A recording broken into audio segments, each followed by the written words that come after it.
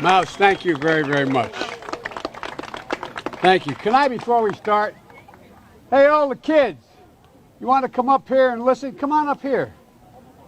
Come up behind me. Because I'm not holding up between them and the pool, man. Come on. My name's Joe Biden, Vice President Biden. Everybody come on up and stand with me. What's your name? There's okay, Cherry. Look, folks, I want to set the record straight in a couple things. I'll wait till everybody gets up here. Hi. You're on television, so be good. Okay? You are, yeah. See those television cameras? Hi, Mommy. That's it.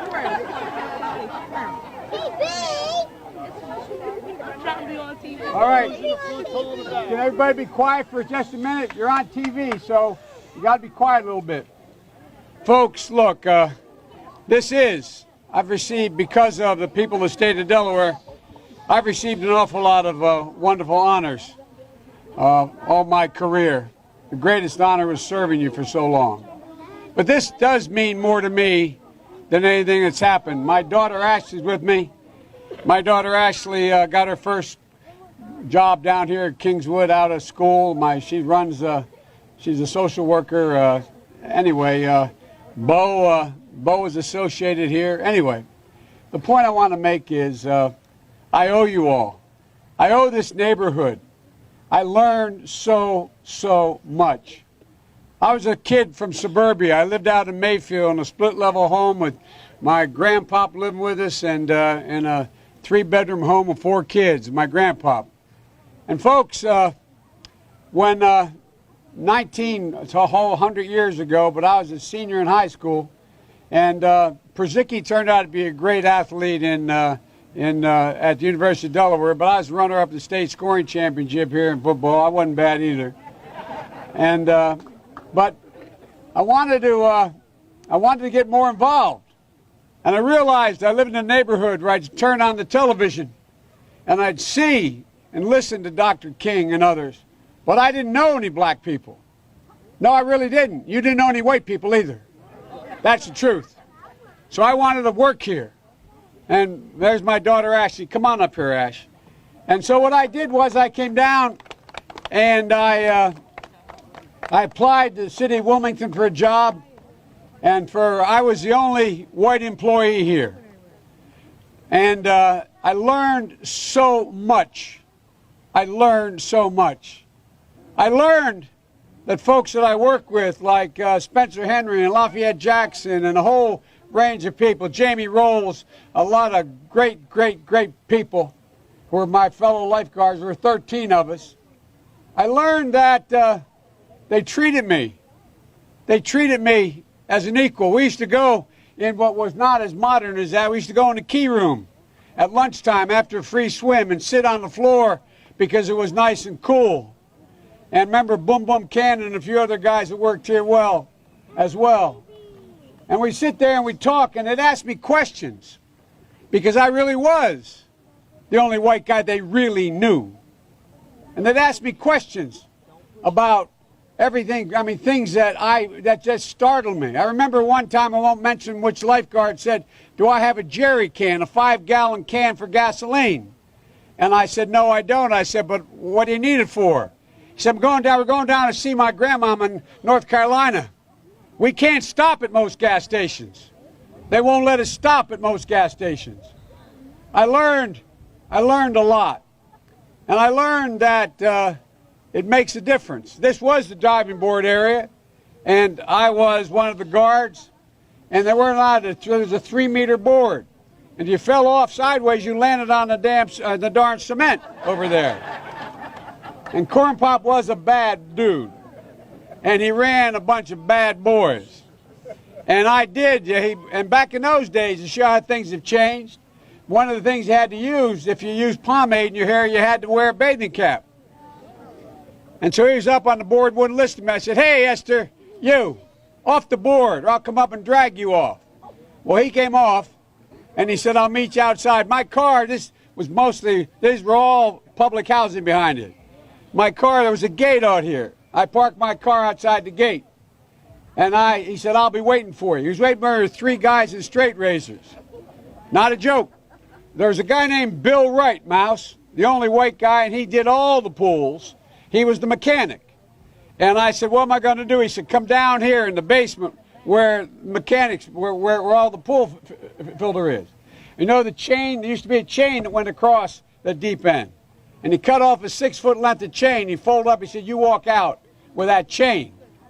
And you walk to the car and say, you may cut me, man, but I'm going to wrap this chain around your head. I said, you kidding me? He said, no, if you don't come back. And he was right. So I walked out with the chain. And I walked up to my car.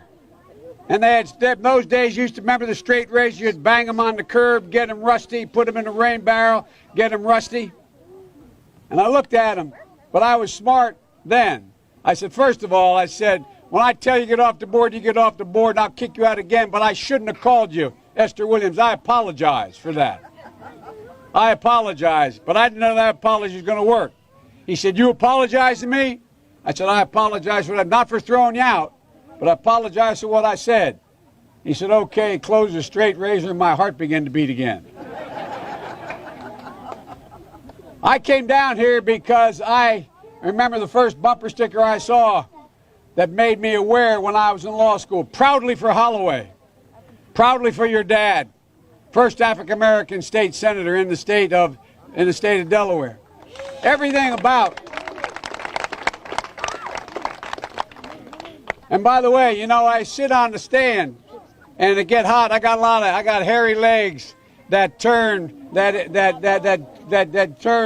blonde in the sun. And the kids used to come up and reach in the pool and rub my leg down so it was straight and then watch the hair come back up again. They'd look at it. So I learned about roaches. I learned about kids jumping on my lap. And I've loved kids jumping on my lap. And I tell you what, the men, they're now all men, the guys I work with down here, and they're all guys at the time, they're all good men. Most of them made an awful lot of themselves. And Earl Larkin had a rough time. And some of you knew Earl. I came back as a public defender. I came back to Delaware and I got a fancy job with the oldest law firm in the state. But the city was burning. It was burning down here. And I couldn't do it. So I quit and became a public defender. And the first trial I had, I walked into court as a public defender with another guy named Eddie Sobocinski, a defender. I'd only been admitted to the bar 1 week. And Earl Larkin was in chains around his ankles and on his wrist, and they were chained together, so on a belt. And he said, who's going to try the Larkin case? I just got started. And he was aptly named. His name was Judge Stiftel. And he said, Sobocinski said, well, that's my colleague. He just joined the public defender's office. He said, will you in fact defend him? So she turned to Larkin and said, he'll defend you. I said, whoa, Your Honor. I know nothing about the case. He said, I'll give you till tomorrow, but you draw the jury today. And he looked at Larkin and he said, you mind if he represents you? And I'll never forget what he said. I learned a lot. He said, and I mean it sincerely. He looked at me and he said, one hunky's just as bad as any other. I'll take whoever you send me. And here's what I want to tell you about Earl. Here's what I want to tell you about the neighborhood and the heart. I defended him. He got beat up right on the other side of the field here. He walked along the tracks. He was a sailor in a sailor's uniform, the guy who he beat up and robbed. And so I thought he was innocent. I kept the jury out 5 hours, but they convicted him. And I felt so bad. So I go down to the old prison all the time. They had little wooden tables and two little chairs in a big dome you'd sit under where you'd be interviewed. And I was sitting there, Councilwoman, and the third time saying, I'm appealing this case. And finally he took the table and he flipped it up and he said, jumped up, and the guards came and grabbed him. He said, don't you understand, Joe? I did it. But here's the point. He cared about me. This is a man who saw me bleeding because I saw this guy going to jail and I thought he was innocent. There's character. even in great problems. There's so much character in this neighborhood.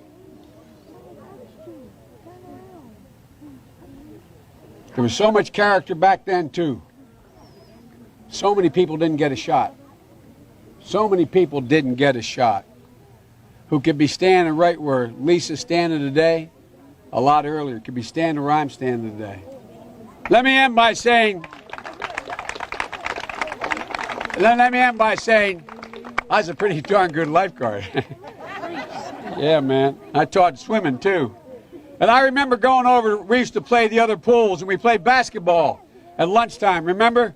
We went over to Riverside, we played, and someone on the other team threw the ball to me by accident. And they looked at me and said, "Oh, God, I thought you were on my team." I'm thinking, I'm the only white boy within 20 miles. Remember, I'd get invited down to Baby Grand. I walk in and say, "Who's this guy?" And they say, "He's ours. He's ours." You've always had my back. The neighborhood's always had my back. And God willing, I've always had your back. And I'll always have it as long as I'm around. I love you. It's a great honor. Thank you very much. And if I were still a lifeguard, I'd say, time to get in the pool. Thanks, everybody. And Councilwoman, thank you so, so much for this honor. Thank you. So how you guys doing? Who here is going to be president someday? Raise your hand. All right. I'll tell you one more story on the way out. You know what? There was a guy, when I first started, black folks weren't even allowed to vote very easily. That's how long ago it was. And guess what I got to do? 8 years ago, I got to be in the Wilmington train station, looking over the 3rd Street Bridge that had been burned to the ground, most of it, thinking nothing was ever going to get any better 40 years ago, waiting for a black man to pick me up, to take me 124 miles to be sworn in as President and Vice President of the United States. That's progress. We can make more. God love you all. What's your name?